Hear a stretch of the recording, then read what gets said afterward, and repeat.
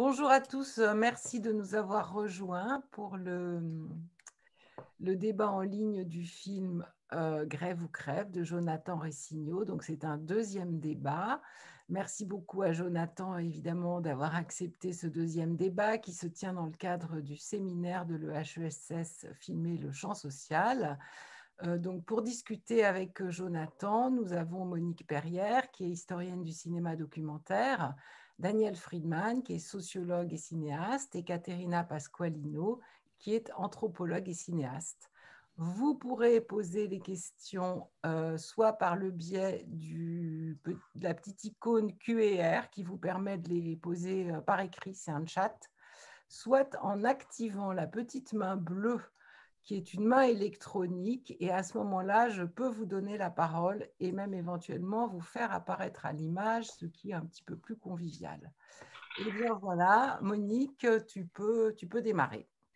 Eh bien, d'abord, bonjour à tous les étudiants, les participants qui sont les participants qui se sont inscrits au séminaire Filmer le champ social.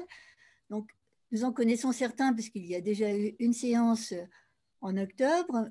Nous n'en connaissons pas tous. Donc, moi, c'est Monique Perrière. Je crois, Caterina, tu peux lever Caterina, voilà, Caterina et Daniel qui est là, Daniel Friedman. Et donc, nous sommes effectivement très Je heureux. suggère que Oui. ceux qui ne parlent pas coupent leur micro. Ah, d'accord. OK. Et donc, du coup, on est très content de pouvoir reprendre contact avec notre séminaire et avec la possibilité à la fois de regarder des films et de pouvoir en discuter avec son réalisateur. C'est le cas aujourd'hui avec Jonathan Rassigno qui est avec nous. Jonathan, bonjour. Merci, Bonsoir. bonsoir. Et puis merci d'abord au Festival Jean Rouge de nous accueillir. C'est vraiment une grande joie d'abord parce que ce sont des amis, un magnifique festival, donc il y a plein de films à voir. Et en plus, c'est la possibilité pour nous de recommencer à conduire ces rencontres que nous faisons tout au long de l'année entre une œuvre, son réalisateur et tous les participants de ce séminaire. Donc, Jonathan, je vais dire quelques mots pour te présenter. Pourquoi est-ce qu'on a choisi ton film? Pourquoi est-ce qu'on t'a choisi on a très envie de parler avec toi. Alors, tout d'abord, Jonathan, tu viens de l'art contemporain en termes de travail. Tu as fait des études d'art, tu as fait des études de cinéma aussi, à Strasbourg et à Metz, si je me souviens bien. Et tu habites depuis longtemps, depuis maintenant 10 ans, un peu plus, à Berlin. Donc, tu fais partie de cette scène berlinoise si active et si prolifique et si intéressante. Et jusqu'alors, tu as surtout fait le travail en image animée, surtout un travail en installation, si je me souviens bien, de la discussion qu'on avait eue à l'USAS. Et Grève ou crève, c'est un premier film long qui a été présenté à la Berlinale, qui a été présenté dans plein de festivals maintenant, qui à chaque fois a été très remarqué. Et nous sommes donc très fiers de pouvoir te rencontrer. Et tu viens de l'art contemporain, mais tu viens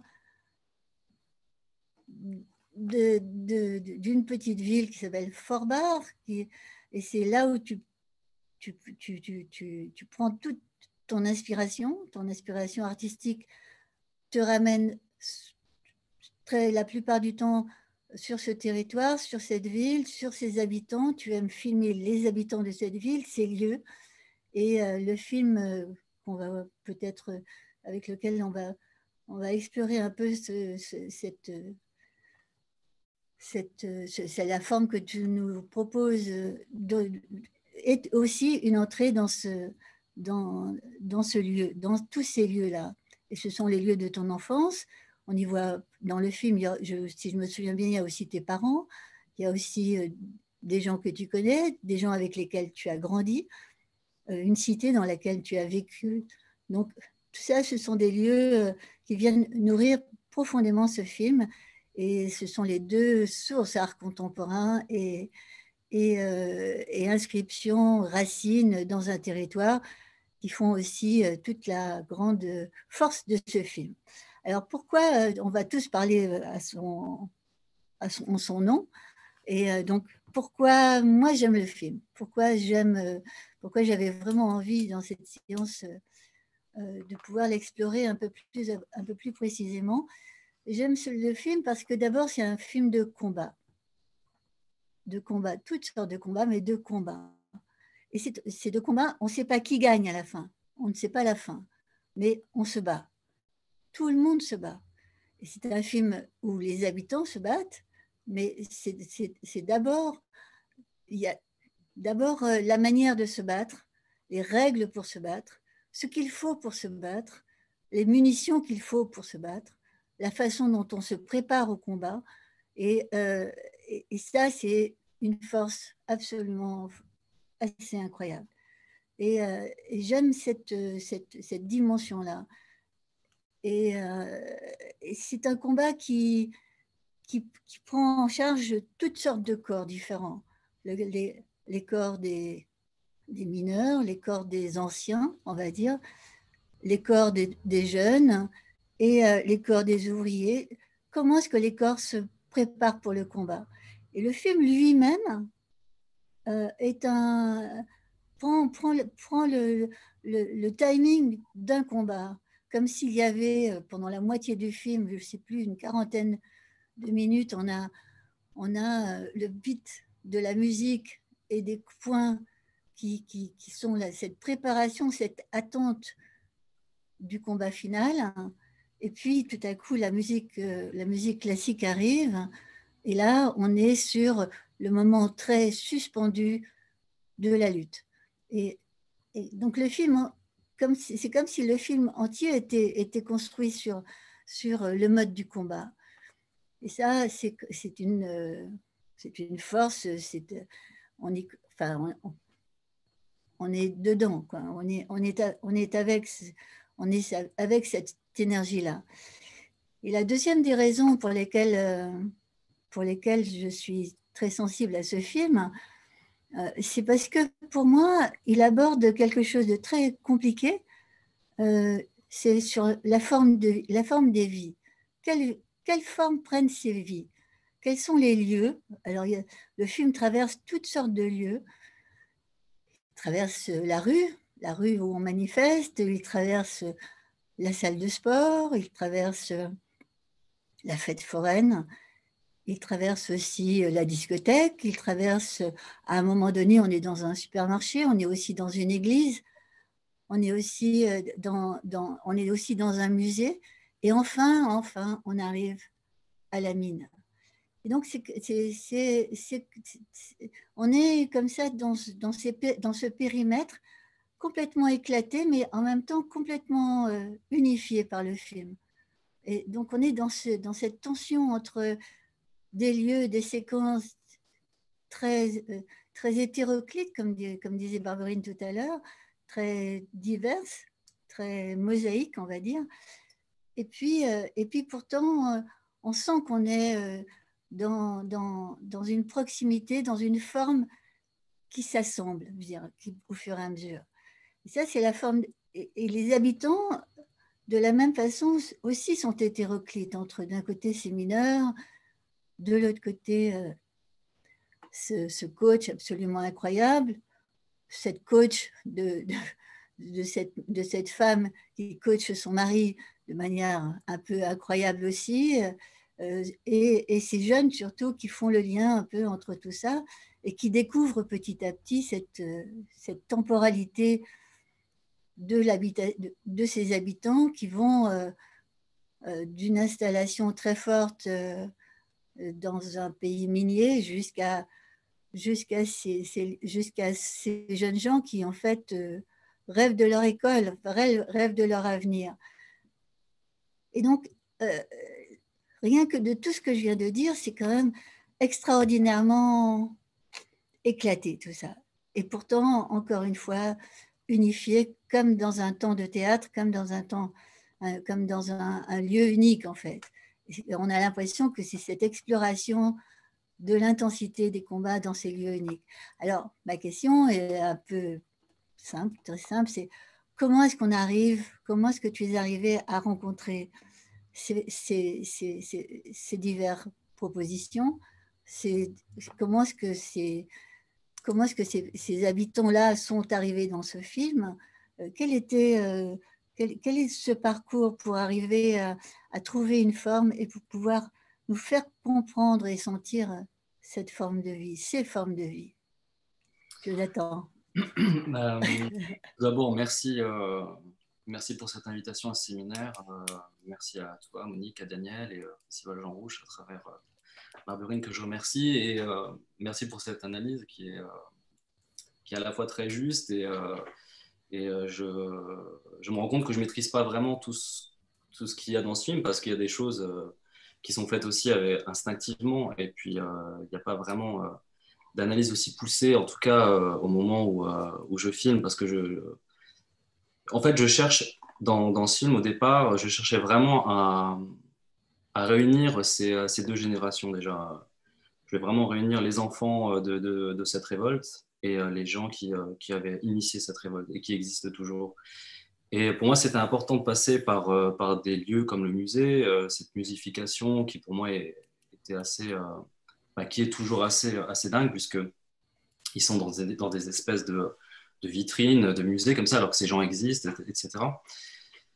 Et au départ, en fait, moi, toutes ces personnes dans le film, je les connais depuis assez longtemps.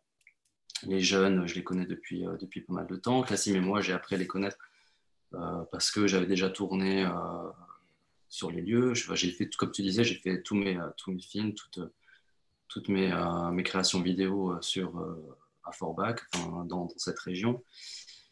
Et ce qui était pour moi aussi important, c'était de trouver des parallèles entre les personnages. Et par exemple, le coach Joseph, que j'ai rencontré pendant le repérage du film, je l'ai tout de suite associé en fait à Marie, donc la femme du couple qu'on retrouve dans l'appartement, parce qu'en fait ils ont exactement le même, ils tiennent le même rôle, quoi. C'est-à-dire que Joseph lui prépare son armée avec ses jeunes dans ce club, et puis elle prépare son mari qui va aussi monter sur ce ring, qui est son boulot, quoi, enfin la boîte dans laquelle il bosse.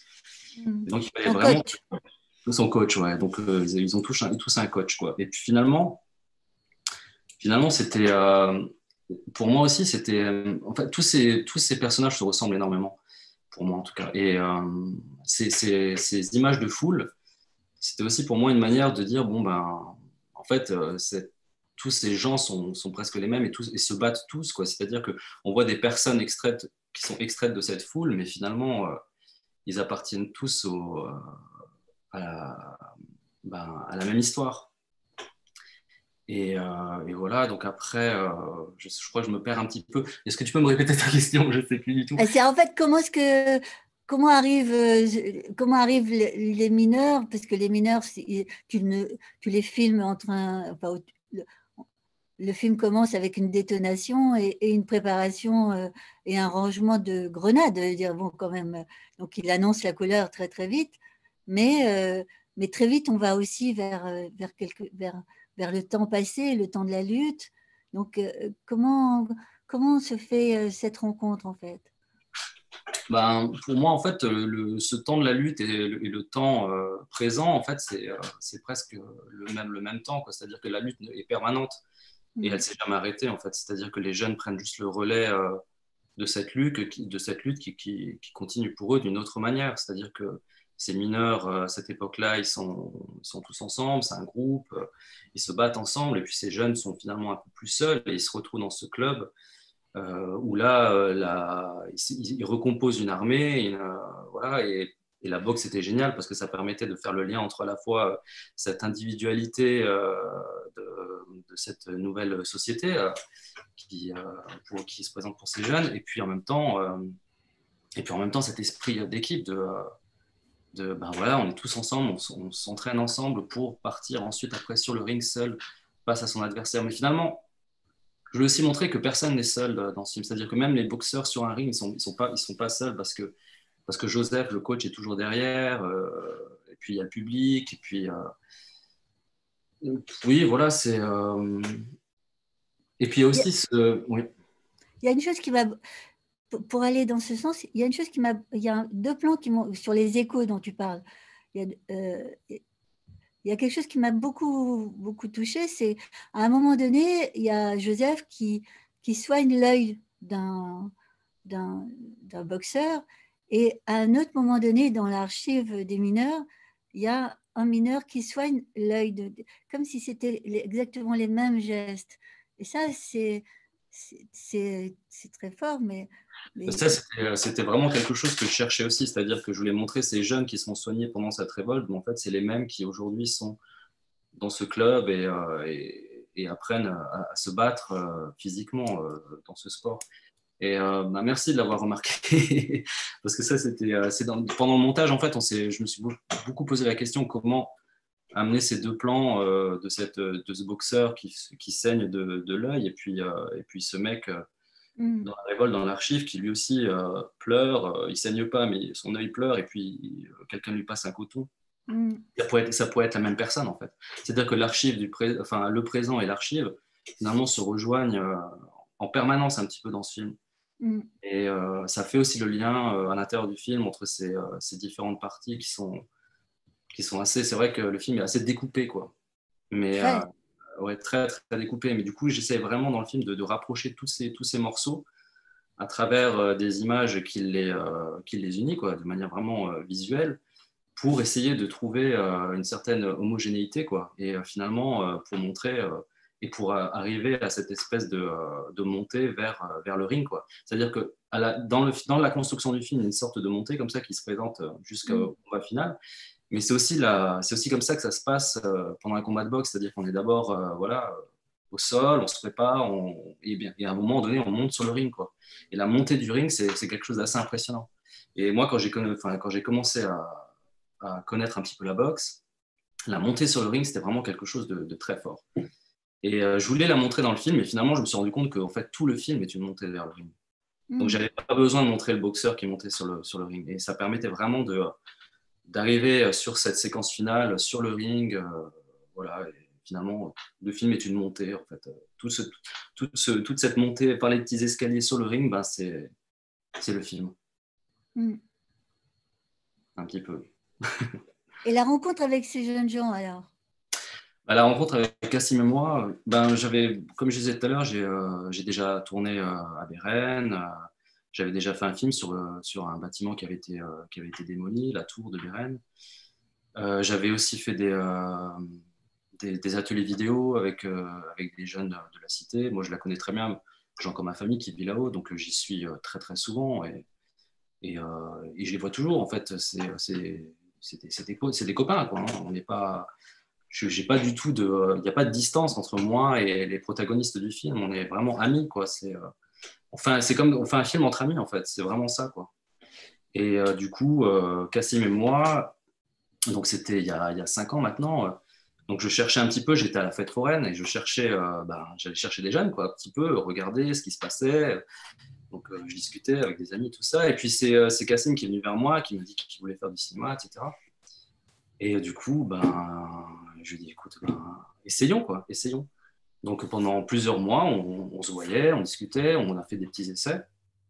Et puis un jour, il m'a présenté Moura, qui était un ami à lui. Et puis j'ai tout de suite vu l'explosion, quoi, entre les deux, quoi. C'était vraiment, c'était incroyable, quoi. Il se passait vraiment quelque chose entre eux parce qu'ils sont des amis depuis toujours. Et là, et puis voilà, on est parti comme ça. Ok, on y va. Et puis ils ont fait, ils ont vécu ils ont fait ce qu'ils faisaient en général. Et puis moi, j'étais juste avec ma caméra et je les suivais. Voilà.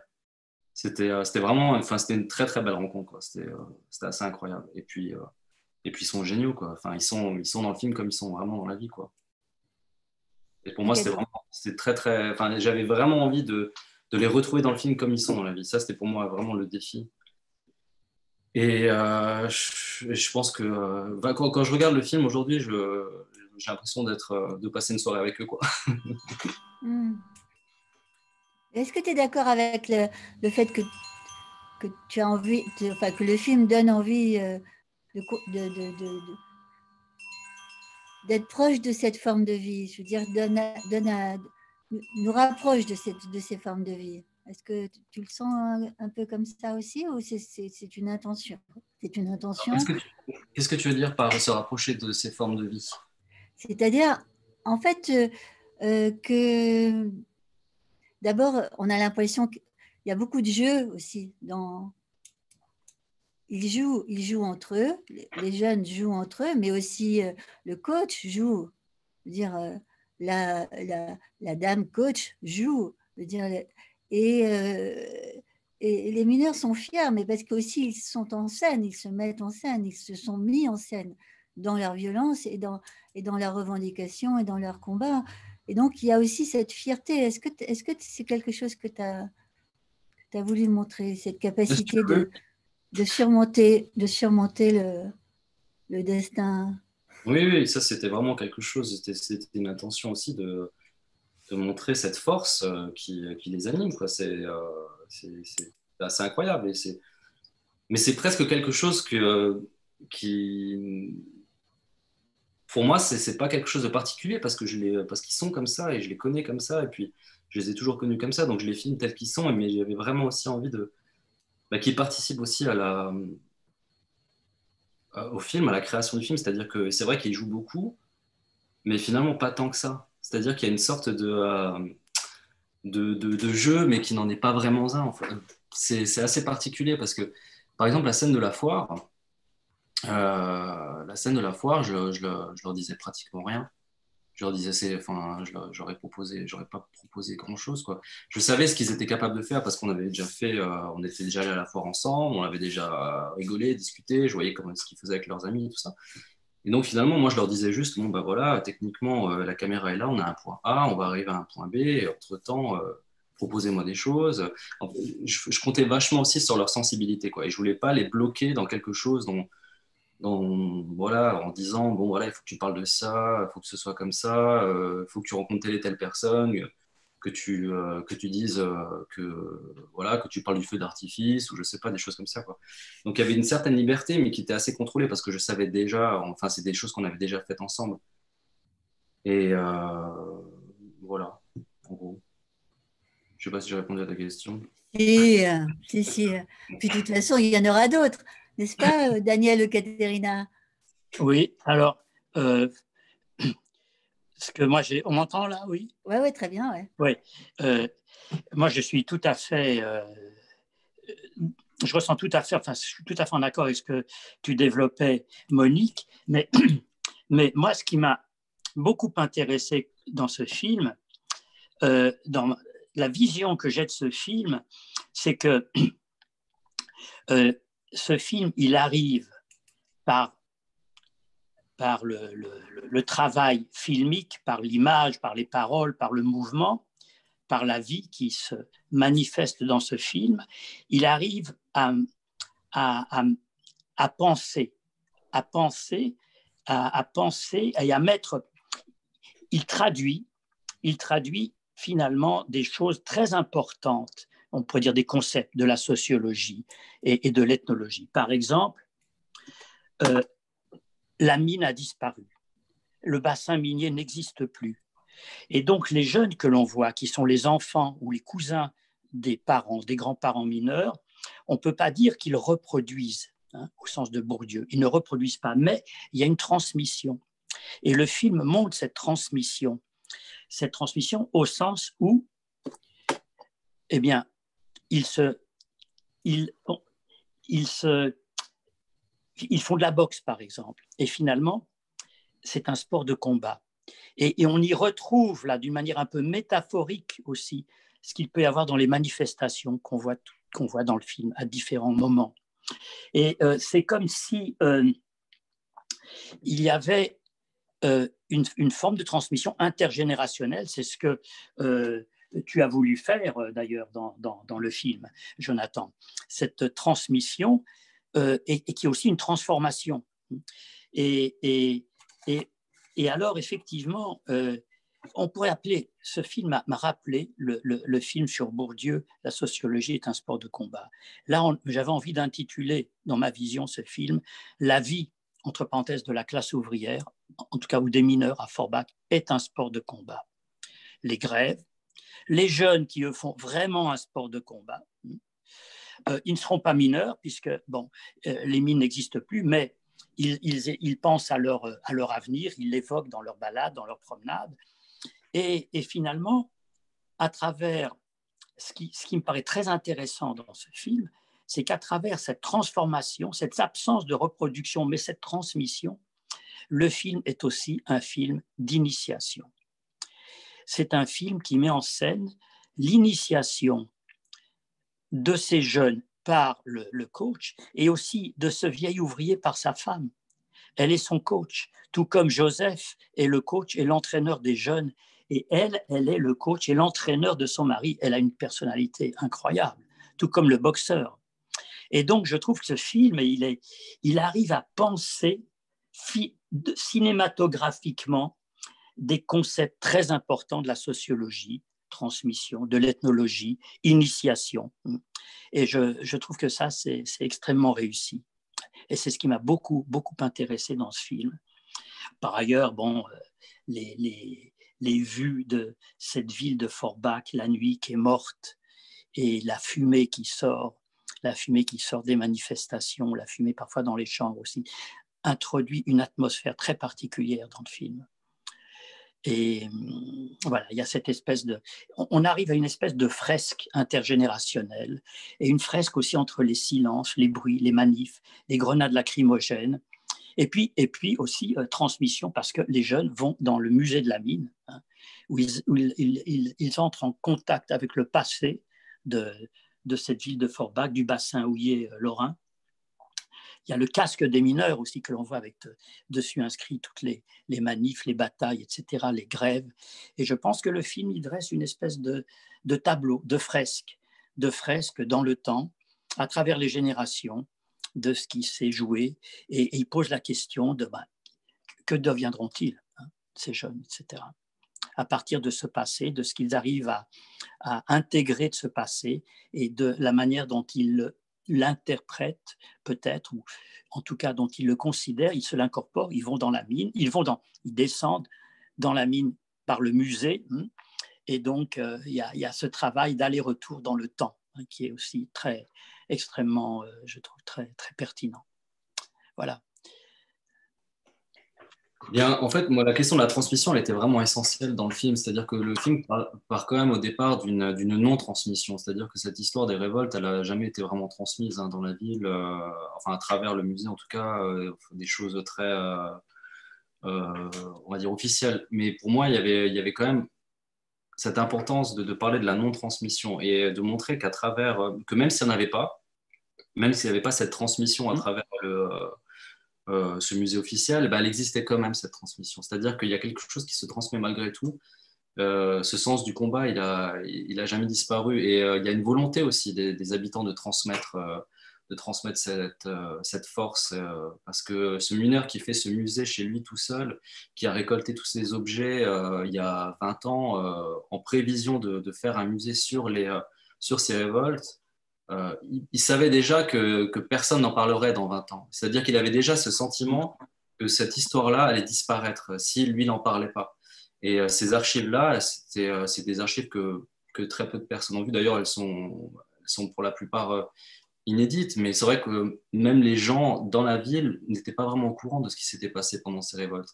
On avait tous entendu parler de ces révoltes, on les avait vécues, on avait vu la fumée, etc. Mais on n'avait pas vraiment l'histoire de cette révolte. On n'avait pas d'image, en fait. On avait surtout des mots, des choses comme ça. Mais en tout cas, l'esprit de cette révolte, lui, a été transmis. Et cette force des mineurs, je pense qu'elle a été transmise aux enfants, quoi. Et la boxe, c'est un sport qui existait déjà au temps de la mine, hein.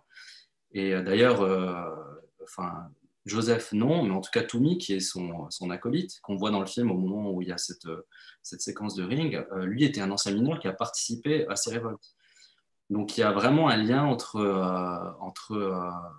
entre cette capacité de dire non, quoi, de se révolter, et ensuite cette volonté d'apprendre aux jeunes générations à se battre sur un ring. Et c'est marrant parce que quand j'en parle à Tommy, lui-même n'avait jamais fait le lien, quoi. C'est ça qui était dingue, c'était qu'il n'avait jamais fait le lien entre ces révoltes auxquelles il avait participé très activement et aujourd'hui son boulot de coach dans un club de boxe. Alors, ce qui me paraît intéressant aussi, c'est le type de notion ou de mise en image et de mise en concept aussi de combat qu'il y a sans cesse dans ce film, parce que aussi bien la boxe, il y a des règles dans la boxe, et on enseigne aux jeunes les règles de la boxe, et ils les mettent en pratique.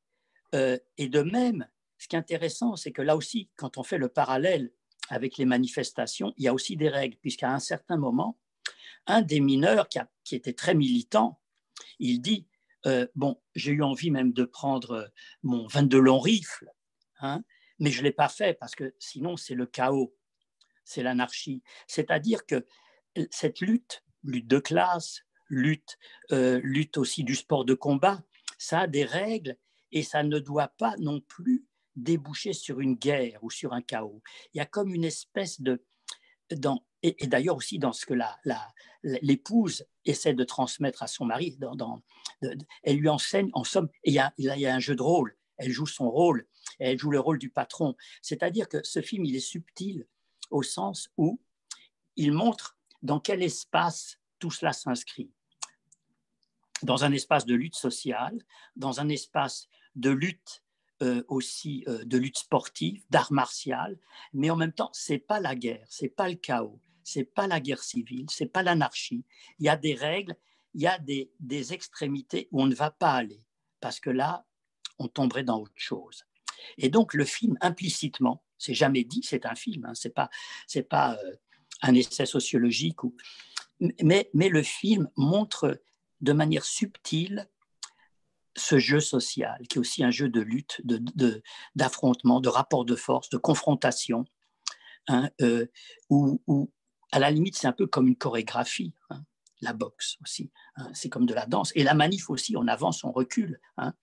On va utiliser les manches pour taper sur les flics vont balancer les grenades lacrymogènes, mais en même temps, on va s'arrêter avant que des choses irrémédiables puissent se passer. C'est-à-dire qu'on est même dans la pulsion de vie, on essaie d'éviter ce qui est mortifère.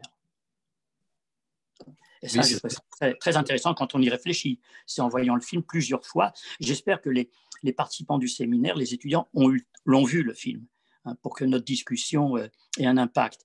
Mais quand on voit le film et quand on le revoit, tout cela me vient en tête. Et ça me paraît très intéressant, très important même. Oui, c'est juste, enfin, par rapport au couple dans l'appartement, c'est vrai que moi, je voulais vraiment... moi, j'apprenais aussi des choses. Enfin, quand j'ai filmé ça, c'était aussi une manière d'apprendre comment que ça se passe quand on est face à un problème avec son patron, comment se défendre, etc. Donc, c'est vraiment une sorte de mode d'emploi. Ouais. J'avais envie de livrer un mode d'emploi, à la fois quand je filme Joseph qui fait cette initiation à la boxe à Kassim. Quand il arrive dans le club, ils sont tout seuls. Il lui dit bon, bah voilà, il faut taper. Tiens, regarde-moi quand je parle, etc. On tape comme ça. Tout se passe dans les jambes, en fait, pas dans les poings. Et puis Marie qui explique ça de manière concrète aussi. Elle prend le rôle du patron. Et vraiment aussi, je voulais vraiment filmer le mode d'emploi, quoi. Comment que ça se passe, comment on combat. Mais c'est aussi parce que je voulais le savoir moi-même, quoi. Et la femme, l'épouse, quelque part, elle devient, sans en avoir peut-être la grammaire, comme une psychologue, comme une psychothérapeute, elle fait un jeu de rôle avec son mari. Elle essaie de le renforcer, de lui montrer, de lui faire jouer le rôle. Elle joue le rôle du patron, elle joue le rôle ensuite de lui. Et elle a finalement un rôle, je dirais, psychothérapeutique vis-à-vis du mari qui est beaucoup plus fragile. On le sent beaucoup plus fragile qu'elle.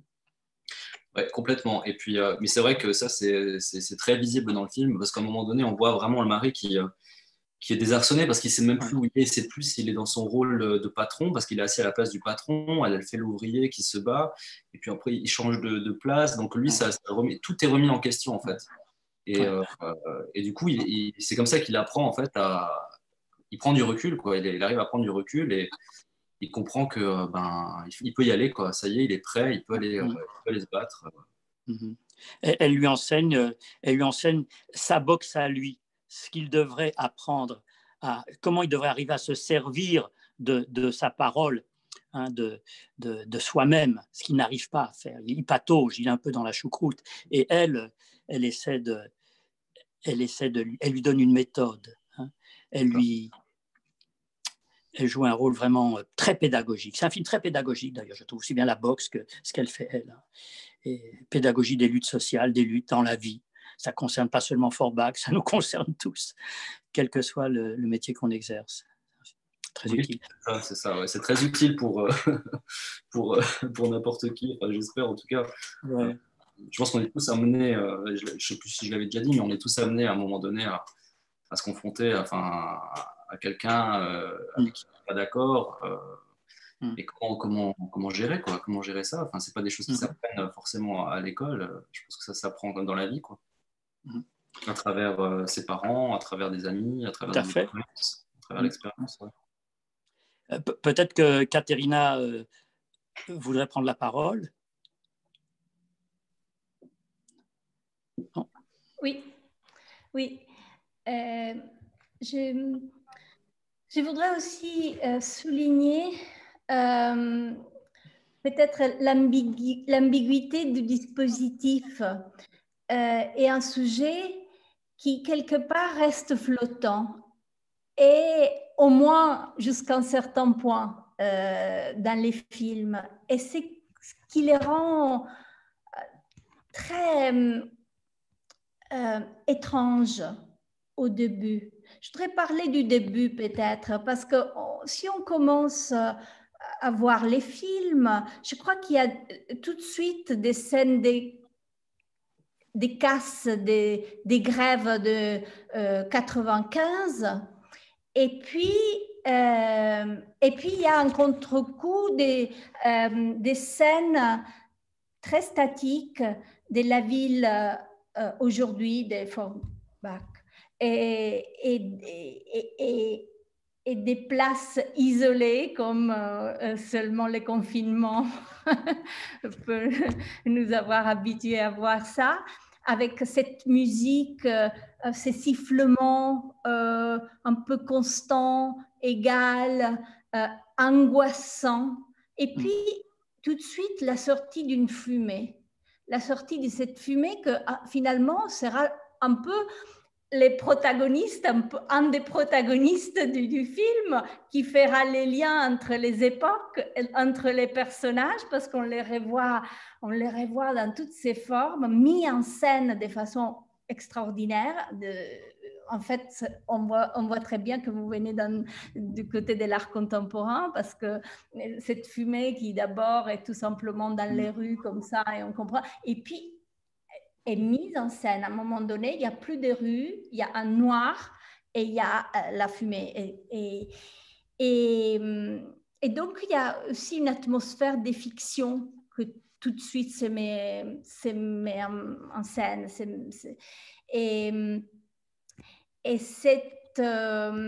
donc, elle annonce un mystère, voilà, un mystère. Et je pense que ces mystères, et donc on suit c'est une série d'images d'archives et des grèves. Et moi, j'ai l'impression que quand est-ce qu'on comprend vraiment sur quoi les sujets du film. Bon, c'est pas grave parce qu'on a des super belles images et il y a des choses qui ne se passent. Et puis, je crois que donc, à la 7e minute, j'avais marqué, arrive la scène de boxe. Mais avant, on avait eu que les images d'archives, les images de la ville. Moi, j'avais vu ça, cette opposition entre aujourd'hui très statique, l'image de la ville immobile, et puis au contraire, les images mouvantes de tout ce qui s'est passé en 95. Et puis, ce club de boxe qui est extraordinaire pour moi parce qu'en plus, moi, j'adore les clubs de boxe et que je voulais faire un film sur un club de boxe à Londres. Donc, j'étais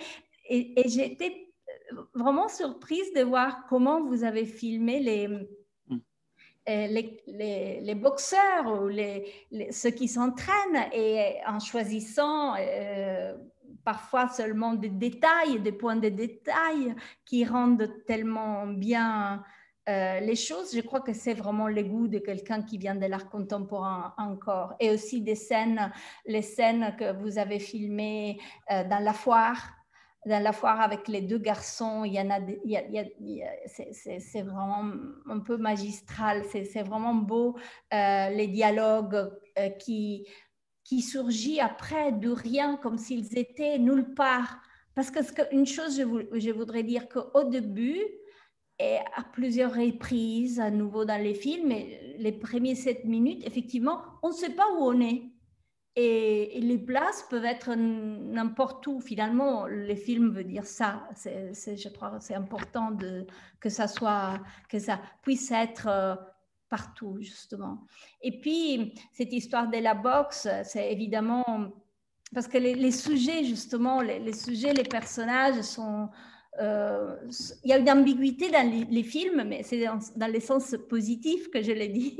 C'est-à-dire, c'est quelque chose qui pourrait paraître pas comparable. Qu'est-ce qu'on a à voir les Grecs, mais c'est justement ça qui donne tout ça et les formes de vie peut-être dont elle parle, Monique.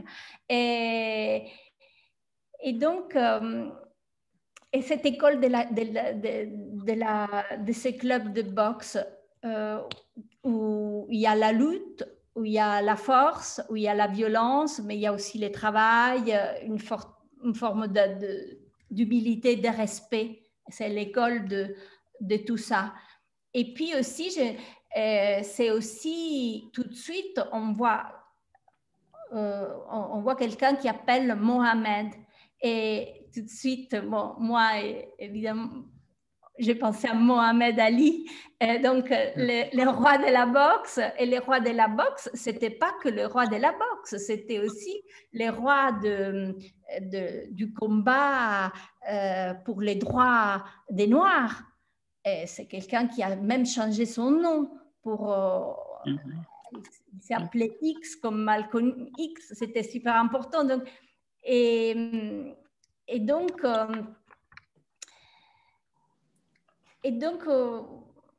voilà, c'est des très belles scènes. Moi, et après donc, après la boxe, il y a cette scène un peu incroyable qui coupe, je crois, voilà, à la 14e minute, je crois qu'on est dans un autre registre.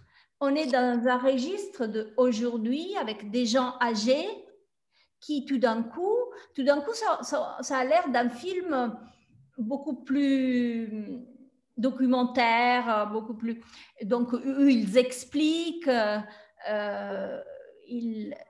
mais c'est justement le mélange de tout ça qui en fait une matière assez extraordinaire, parce qu'après, le côté art contemporain, ça revient et avec...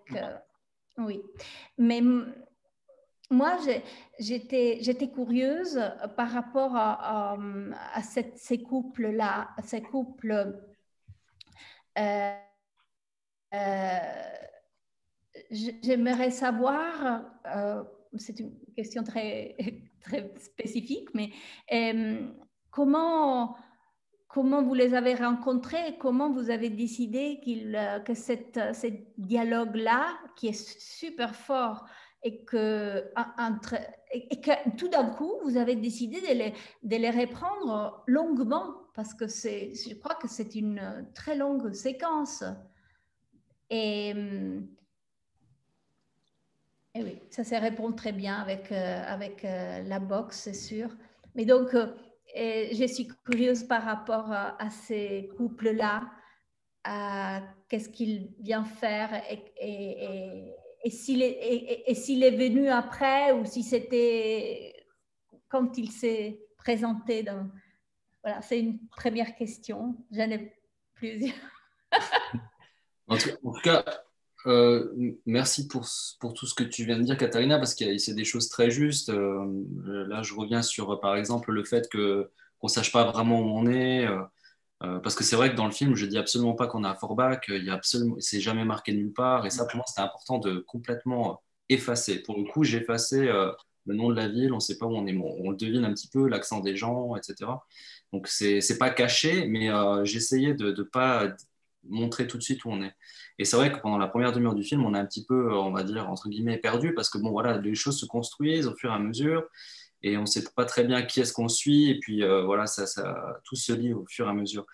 Et pour revenir à ta question, en fait, le couple, pendant le tournage, enfin, pendant la préparation du tournage, donc j'allais chez moi, comme d'habitude, je dormais chez mes parents et je voyais mes protagonistes, je discutais avec eux, j'écrivais, etc.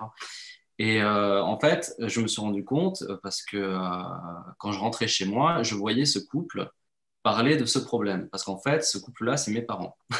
Ah, Oui, voilà. Donc du coup, voilà, je rentrais chez moi et j'avais en fait une clé que je cherchais depuis toujours, c'est-à-dire que je cherchais à filmer aussi un combat individuel. Donc j'avais plusieurs pistes, etc., que je voulais que j'explorais à ce moment-là. Et en fait, je me suis rendu compte que ce que je cherchais, je l'avais chez moi. Enfin, je l'avais chez mes parents, quoi. Et je voyais mon père et ma mère qui discutaient de ça, etc., et de ce problème. Et j'ai décidé de le filmer. Donc, je rentrais chez moi tout simplement après les tournages. Et donc, je filmais nos conversations. Donc, c'était un peu compliqué pour eux au départ, etc., parce que voilà, qu'une équipe, c'est toujours très compliqué d'être à l'aise. Mais finalement, voilà, quoi, c'était encore une fois pour moi une chance d'avoir la possibilité d'assister déjà à la résolution de ce problème, de ce conflit, et en plus d'avoir pu le filmer, quoi. Donc voilà comment je les ai connus. C'est une révélation très, très, très intéressante. Effectivement, c'est une scène très forte. Oui, parce que c'est quand même les clous à un moment donné. Parce que là, on est dans une... Je savais. Oui, c'est pas quelque chose que je cache. C'est-à-dire que souvent, les gens le perçoivent, souvent. Donc après, je le dis, bon, bah oui, effectivement, ce sont mes parents. Mais sinon, je voulais pas, enfin, je voulais pas que dans le film, voilà, j'expose, bah, c'est mes parents, etc. Oui, tout à fait. J'y voyais pas vraiment d'intérêt pour le récit, mais c'est pas quelque chose que je cache. Non, ça va dans le sens où tu filmes tes proches, en fait. C'est ça, parce que je vais pas dire, bon, ben voilà, Cassim et moi, c'est des potes. Joseph, c'est devenu un ami que j'ai continué à filmer. En fait, ce sont tous des amis, quoi, finalement. Et ce couple-là, c'est mes parents. Donc, comme je disais, j'ai des relations très, très intimes, finalement, avec avec tous mes protagonistes. Mais depuis toujours, en fait. Et je ne conçois pas de filmer autrement. C'est-à-dire que c'est pour ça que la forme du documentaire m'intéresse, parce que c'est avec des acteurs, c'est différent, quoi. T'aimes la vie des gens. On va peut-être aux étudiants. Voilà. Aux étudiants. Les gens m'intéressent. J'ai fait des études de sociaux, donc je pense que ça m'a aussi, j'ai appris beaucoup de choses. Enfin, pas longtemps. Enfin, j'ai un peu, je me suis intéressé à ça, quoi. Mais bienvenue. mais voilà, je pense que c'est là, en tout cas, que je trouve les histoires que j'ai envie de raconter, quoi. Parce que parce que j'aime les gens de ma ville, quoi. Et tu aimes leur corps aussi. Tu aimes filmer les corps. Oui, bien sûr, les corps, ça m'intéresse énormément, bien sûr. Oui, mais on voit leur différence, on s'approche, on est dans les visages, on est dans les muscles, on est dans les squelettes, on est dans la manière de marcher, dans la manière de parler. Alors, Barberine, est-ce qu'il y a des questions? La personne qui a levé la main, c'est Antoine. Je vais donc donner la parole à Antoine. Alors, bonjour Antoine. Bonsoir. Bonsoir. Voilà. Oui. Bonsoir. Antoine. Bonsoir. Je suis passionné par vos discussions. Daniel a parlé de règles dans les arts martiaux. Moi, je connais bien les arts martiaux, parce que je les ai connus tout petits. Dans les arts martiaux, c'est une lutte comme en boxe entre deux individus. Les règles sont bien définies. Et que dans un combat, on faisait des combats quand on était jeune. Aujourd'hui, c'est un peu mou, les arts martiaux. Mais à l'époque, c'était des combats comme les combats de boxe. Et il fallait sauver sa peau. Quand on était face à quelqu'un, la sensation, c'est sauver sa peau. C'est bien essayer de s'en sortir. Et ça, c'est valable un contre un. Mais les arts martiaux, s'il y a une foule sur moi, je ne peux pas me défendre. Il n'y a plus de règles dans un mouvement de masse. Or, les mineurs, ça va beaucoup plus loin. C'est un mouvement de foule. Mais ils sauvent non pas seulement, ils sauvent pas simplement leur chômage. Ils doivent sauver le chômage, puisqu'on on les licencie, mais ils doivent également sauver leur famille. Car la particularité des mines, ça c'est mon professeur d'histoire qui nous le disait il y a 50 ans, c'est les familles de mineurs habitent sur place. Donc quand on ferme une mine, non seulement le mineur, il perd son emploi, mais sa vie de famille est en jeu. C'est important de le dire. Et puis, ce qui était dramatique, on comprend la pression des casques éclairés la nuit, c'est magnifique. Cette puissance de masse qui a fait peur à la direction de la mine de Furbach. Et ils ont, je pense, à ce moment-là, perdu leur équilibre mental, c'est-à-dire qu'ils ont amené des hélicoptères pour lancer des grenades à la verticale, et là, il n'y avait plus de règles. Car les mineurs devaient sauver leur peau, et la direction était perdue, quoi. Voilà. J'adore la petite boxeuse, je ne sais plus son prénom, qui agite ses gants comme ça, qui saute. Eh bien, elle est seule contre quelqu'un. Même s'il y a un entraîneur derrière, c'est elle qui va prendre les coups. Sur son visage, son beau visage. Il faut bien se dire qu'une fille qui se bat, elle va avoir le visage défoncé, le nez cassé. Il faut sauver cette figure. Il faut se sauver. Eh bien, le mineur, c'est la même chose. Il doit sauver sa vie de famille. Voilà, c'est tout ce que je voulais dire. Et donc, l'expression du film, pour moi, c'est sauver sa peau et sauver la vie de famille. Voilà, c'est tout. Merci. Jonathan, sur la jeune fille, peut-être que tu as des choses à... Ou peut-être à d'autres questions aussi. Non, sur la jeune fille, parce que la jeune fille... Jonathan, c'est pas ton prochain film sur la jeune fille? Ça parlera un peu plus des filles, ouais, effectivement. Ouais. Ah ouais, ça commence à se concrétiser. Je ne veux pas trop en dire parce que tout est en cours, mais, mais ça continue, ouais, ce sera le prochain film. Mais c'était très juste cette remarque d'Antoine. C'est vrai que les mineurs se sont surtout battus pour leur famille, quoi. Et puis les coups qui se prennent dans la gueule, tous les boxeurs, ben, c'est les coups qui se sont pris aussi, quoi. Mais de manière physique et mentale aussi.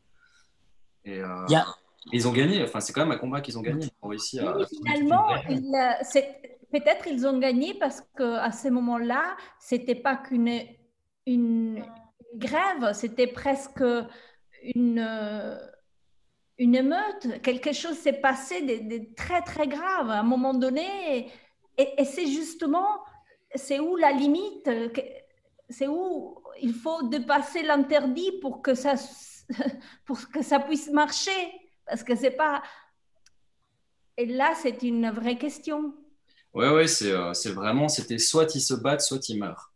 Mais s'ils mouraient, enfin, toute leur famille mourrait derrière. C'est-à-dire que c'est toute la région qui mourrait, parce qu'en fait, il n'y aurait plus du tout de vie, quoi. Là, ils ont sauvé la vie de tout le monde.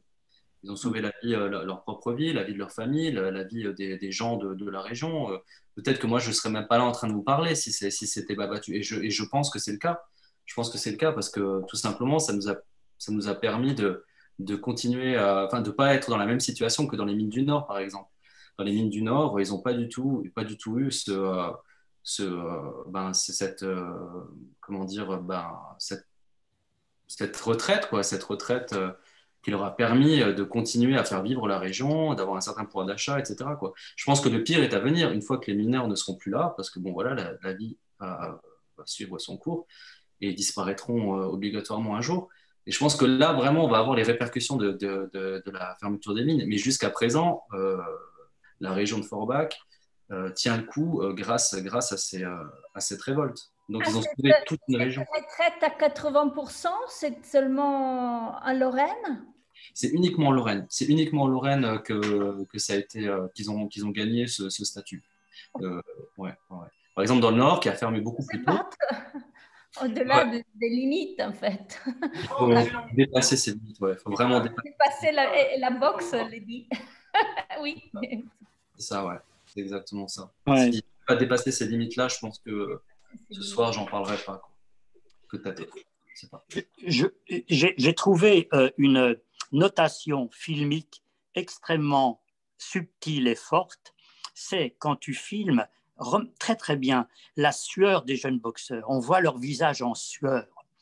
Et en même temps, cette image, elle nous met en relation avec les paroles du guide dans le musée de la mine qui dit « On disait que nous, on était bien payés, mais on n'était jamais payés à la mesure de la sueur qu'on dépensait dans notre travail à la mine. » Et là, il y a une transmission implicite, indirecte, qui est très forte, inconsciente.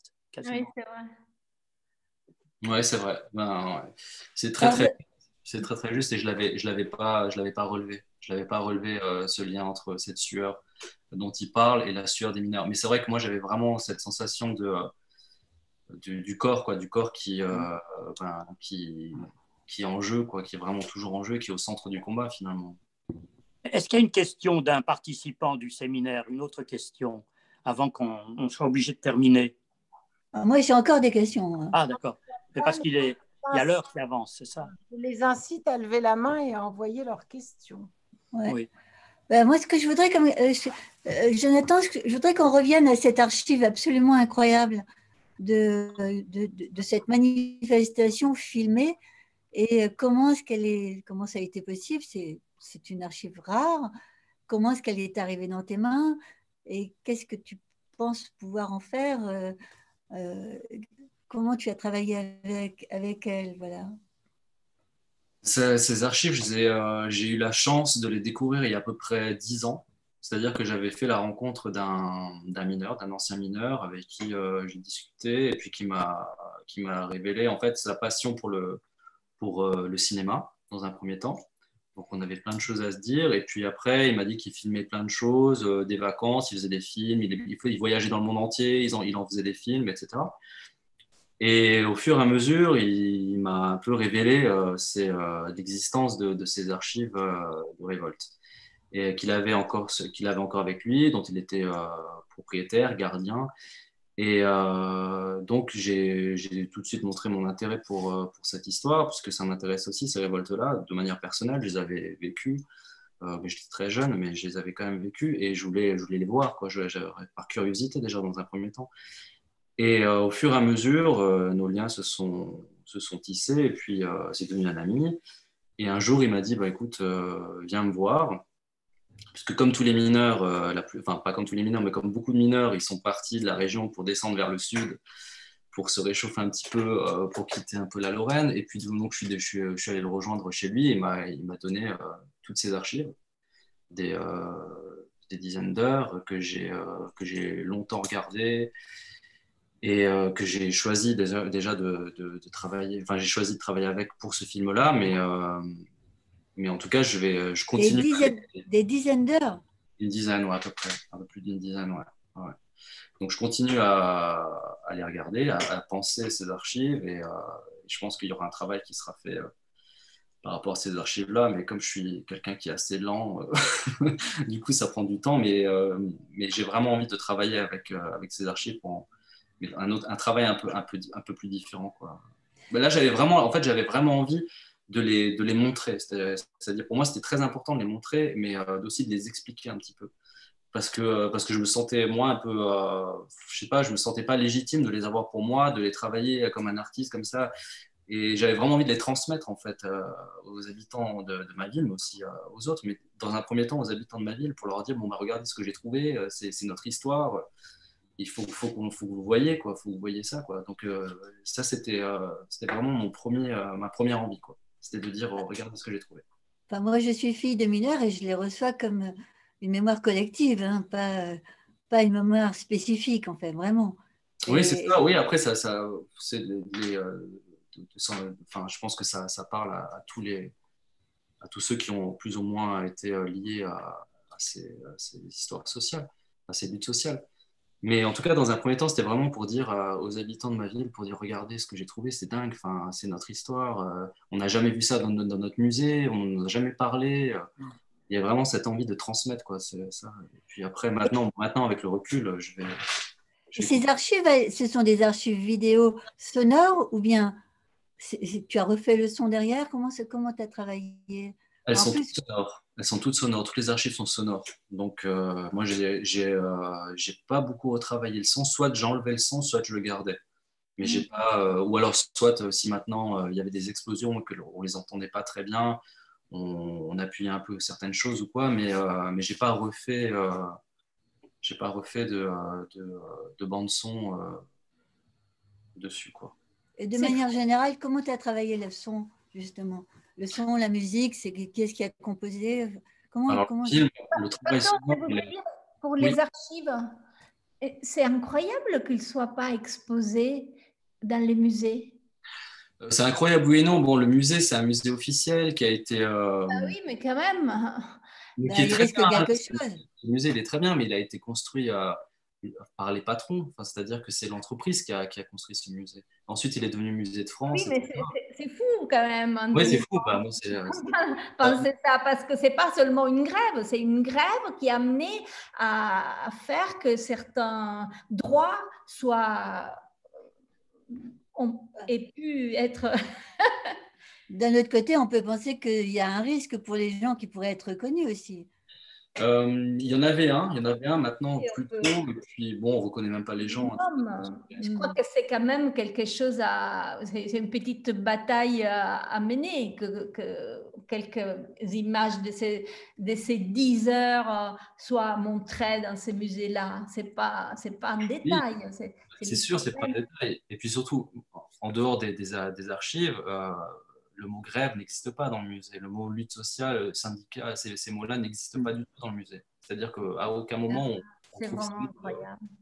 Mais donc voilà, le travail se fait ailleurs, quoi. Le travail se fait par Gaston, le mineur qui fait son musée chez lui et qui organise chaque année pendant la journée du patrimoine cette petite visite de son musée où il explique ce qui s'est passé, etc. Mais c'est très confidentiel pour l'instant. C'est pas du tout officiel. Hein.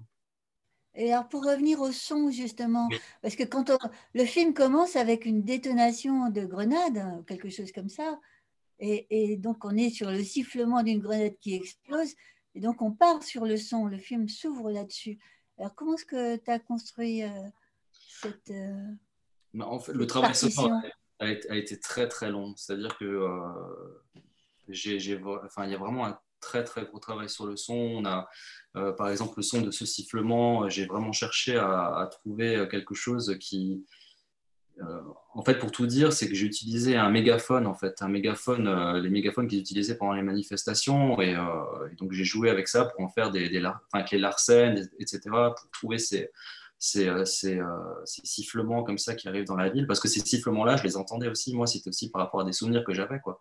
J'entendais les sifflements des mégaphones avant que les mineurs parlent à l'intérieur, enfin, dedans, et il y avait toute une composition sonore. Il y a Manfred Mirsch, qui est un musicien qui a composé le film avec un instrument qui s'appelle le subacorde, qui est un instrument qui a été créé par les communistes à l'époque de l'Allemagne de l'Est, quand Berlin-Est existait, et qui a disparu en fait. Et lui, il a retrouvé cet instrument-là. Il est le seul à en jouer au monde, enfin le seul au monde à en jouer.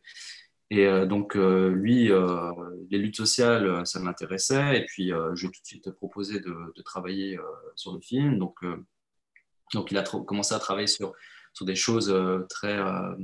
je lui ai dit travailler sur les souffles, par exemple, des choses comme ça. Je lui ai donné des clés. Je voulais que ce soit quelque chose d'assez viscéral. En même temps, je voulais que ce soit qu'il y ait des sifflements. Donc, on a un peu travaillé comme ça. Et puis, le travail sonore, ensuite, au montage, a été aussi très, très, très important. Jérôme Petit, qui a fait le montage son, a fait un travail de dingue. Et je voulais vraiment qu'on ait tous ces petits sons qu'on n'entend pas généralement, qui passent un peu inaperçus, comme les craquements du ring en bois, ces craquements-là. Je les voulais dès le départ, c'est-à-dire que quand je crois que je l'avais déjà dit la dernière fois, mais quand on regarde un combat de boxe à côté du ring, on entend vraiment les craquements du sol. Et ça, je le voulais tout de suite, quoi. Et puis, les premières images des mineurs, quand on les voit dans la ville, finalement, pour moi, la ville, c'est un ring. Et puis, on entend déjà ces craquements, quoi. Les craquements du ring, on les entend à ce moment-là. C'est tous ces petits bruits qui arrivent. Donc, j'ai vraiment travaillé avec le son pour faire ressembler la ville au ring, en fait, au ring de fin. C'est-à-dire que les premières images du film et les dernières se rejoignent un petit peu.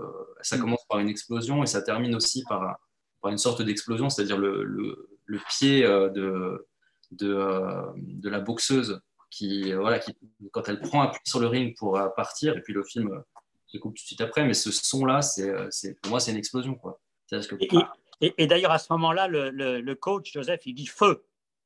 Ouais, c'est les dernières paroles. Ouais. Ça va, feu, vas-y, feu. Ouais, c'est ça. Et pour moi, c'est la même chose. Il y a un effet miroir quoi, entre ces deux séquences.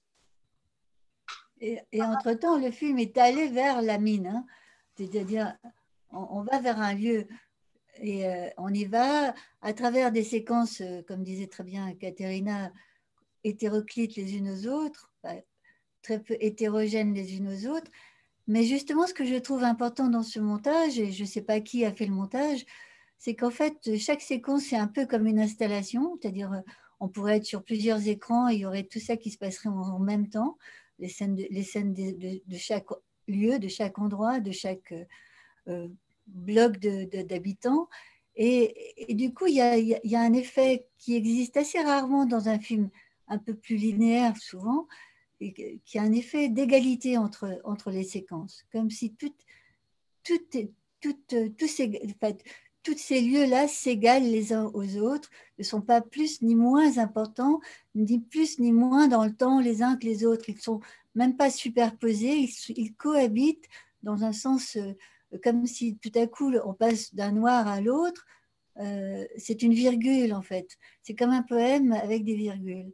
Et donc, du coup, on a chaque bloc de temps, chaque bloc de mots, chaque bloc de corps équivaut à l'autre, mais n'est pas supérieur à l'autre. Et c'est ce principe d'égalité du montage que ce montage produit, qui est donc une égalité dans le temps, puisque c'est un temps partagé, mais c'est un temps qui pourrait être linéaire, mais qui, dans le film, devient une cohabitation du temps et une cohabitation des lieux. Et ça, je trouve ça vraiment très fort. Et est-ce que c'est quelque chose que tu avais au moment de l'écriture déjà? Est-ce que tu travailles déjà comme ça dans tes autres œuvres? Ou est-ce que c'est quelque chose qui s'est imposé au fur et à mesure du montage? En fait, tout était assez clair dans mon esprit au moment où j'écrivais. Je voulais vraiment des scènes qui soient toujours, que chaque séquence réponde à une autre séquence. C'est-à-dire que voilà, de mettre toutes les choses à égalité. Par exemple, pour moi, la scène de la fête foraine, quand ils sont dans l'espèce de train fantôme, la scène la séquence qui répond à cette séquence de train fantôme, c'est celle où ils sont dans le musée, où ils se perdent, etc. Et voilà, c'est pareil, quoi. Et puis à un moment, ils descendent dans ce noir absolu et ce cri bizarroïde, comme dans les paysages à la fin. Oui, les paysages, tout ça. Je cherche vraiment à mettre chaque séquence en miroir avec une autre, quoi. Donc, et d'essayer de rendre chaque séquence égale. Qu'il n'y ait pas une forme plus en amont qu'une autre, mais vraiment qu'on essaie de trouver une sorte d'équilibre. Et puis, je ne voulais pas de linéarité non plus. Je ne voulais pas que ce soit linéaire. Je voulais vraiment quelque chose d'assez construit, quoi. Mais où chaque séquence est un peu autonome aussi. Elle a sa propre durée, sa propre temporalité, etc.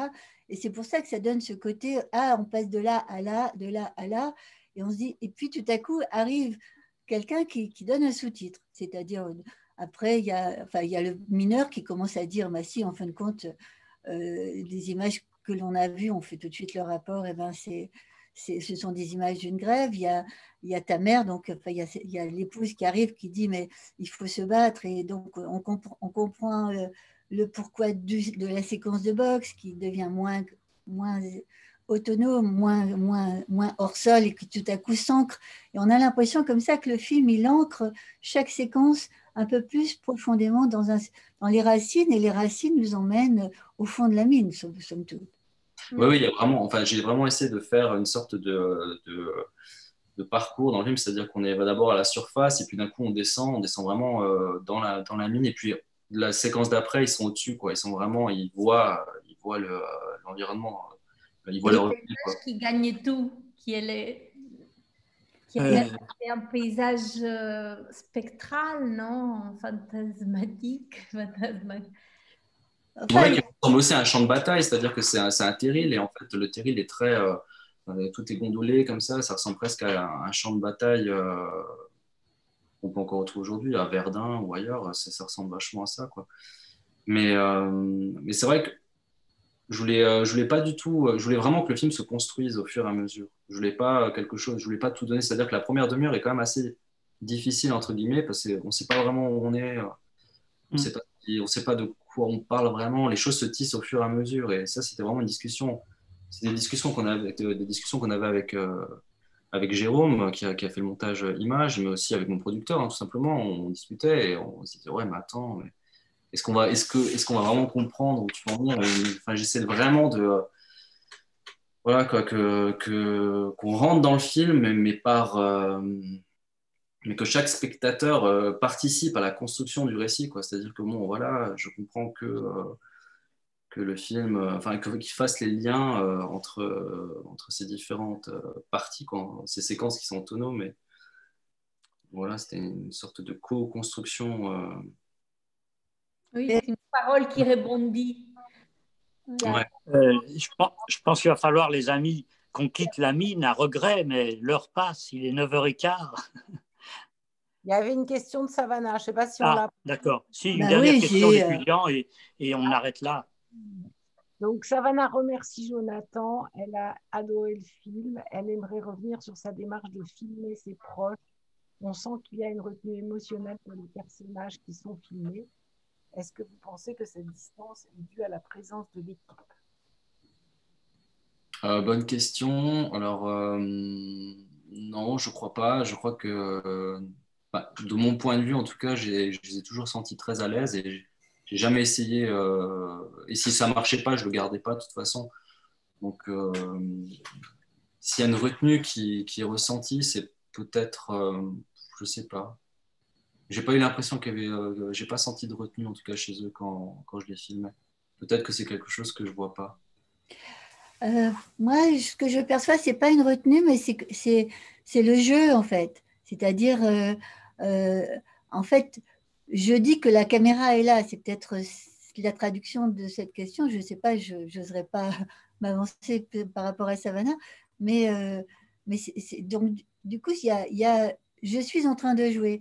Et on sent bien qu'il y a cette idée... j'ai envie de jouer, quoi, vraiment. Et du coup, c'est peut-être cette mise en distance, c'est celle de la mise en perspective du jeu, enfin du jeu Oui, ça c'est très très juste, ouais. Ouais, ça, on le ressent très bien, ouais. On sent qu'ils ont envie de jouer, qu'ils jouent, et c'est pas quelque chose que je voulais gommer, en tout cas, c'est quelque chose que je voulais absolument garder. Affirmer. Affirmer, oui, bien sûr. Ouais, oui, c'est affirmer l'épouse, le père, enfin, le monsieur regarde la caméra et dit, voilà, je vais jouer. Et les garçons font pareil, ils disent, je vais jouer. Le coach le coach de la salle de sport, dit aussi, je suis en train de jouer, je mets en scène mon propre jeu. Et c'est peut-être cette distance que ça crée. Et du coup, cette distance, effectivement, elle renforce d'une certaine manière la possibilité même du film. C'est-à-dire, se battre, c'est se battre, comme a dit Daniel, et comme tu as... Enfin, c'est comme on n'a pas cessé de le répéter, les règles du combat sont des règles extrêmement précises. Il y a le temps de préparation, le temps de l'échauffement, le temps du relâchement et le temps de la mise en intensité du combat. Je veux dire, donc, le film raconte tout ça et il raconte en même temps un parcours puisqu'on est de la surface vers le sous-sol. Donc, c'est deux tensions différentes. D'un côté, on va vers une intensité et de l'autre côté, on descend dans les sous-sols de ce qu'il faut pour pouvoir se battre. De ce qu'il faut. Alors, il faut gagner en mémoire, il faut gagner en amitié, il faut gagner aussi en force, il faut gagner en munitions, il faut gagner dans la traversée du siècle, il faut aller... Mais bon, quand même, ma question, c'est que ça se termine quand même sur l'idée de l'école. Les garçons défendent l'idée qu'ils veulent aller... Alors, est-ce que c'est une proposition de leur part ou est-ce que c'est quelque chose que tu as voulu capter et pourquoi tu l'as mis à la fin, quoi. Bon, ça apparaît à la fin. Ouais, en fait, c'est une proposition de leur part. C'est-à-dire que moi, à ce moment-là, je les entendais beaucoup parler de ça. Enfin, durant tout le tournage, en fait, c'est des questions qu'on avait souvent. Et puis, c'est vrai que l'école est vachement important pour eux. Et je sentais qu'ils avaient ce besoin-là enfin, ils avaient envie de transmettre aussi cette idée-là. Et c'est arrivé sur le terril. Je pensais pas qu'ils allaient parler de ça, en fait, quand je les filmais à ce moment-là. Et puis, mais il y avait aussi un autre message à travers cette histoire d'école. Il y avait surtout celui voilà, d'être conscient des difficultés et de ne pas être naïf, quoi. Il y avait aussi la volonté de dire bon, on n'est pas naïf, quoi, de ce qui se passe. On sait que c'est dur, on a la conscience de l'image, de cette image-là qu'on a auprès de certaines personnes. Voilà, on vient de la citer. Etc. Et c'est ça contre quoi on veut se battre, quoi. On veut casser cette image-là. Et je pense que pour eux, l'école reste un sujet très important. Et ils voulaient en parler à ce moment-là. Donc, pour moi, c'était important de le laisser, quoi. Je pense que le temps n'est pas extensible et qu'il faut vraiment qu'on arrête. Hein. Merci beaucoup, Jonathan. Merci beaucoup, Jonathan. Merci à vous. Merci, Barberine, d'avoir organisé tout ça. Merci. Merci à vous tous. Et merci aux participants. Alors, par rapport aux participants du séminaire Filmer le champ social, ceux qui voudraient travailler avec Jonathan autour de cette séance et autour du film de Jonathan, vous envoyez un petit mot et puis il est possible de vous envoyer le contact de Jonathan et de vous envoyer le lien pour le film. Voilà, donc vous savez comment me joindre. On se voit bientôt, dans 15 jours normalement. On n'a pas encore tout à fait décidé ce qui va se passer, mais bien évidemment, on vous tiendra au courant. Merci beaucoup, Barberine. Merci infiniment merci à Laurent, merci à Françoise et merci à toute l'équipe du festival, très présent et grâce à qui c'est possible de faire... Merci, Barberine. Merci à vous tous et un très très grand merci à Jonathan. Et j'espère que la prochaine fois qu'on se voit, c'est devant un écran. C'est grand plaisir. Vrai, quoi. Pas un écran d'ordinateur. Voilà. Merci beaucoup. En tout cas, c'était un vrai plaisir. Merci. Bravo. Au revoir tout le monde. Merci. Bravo.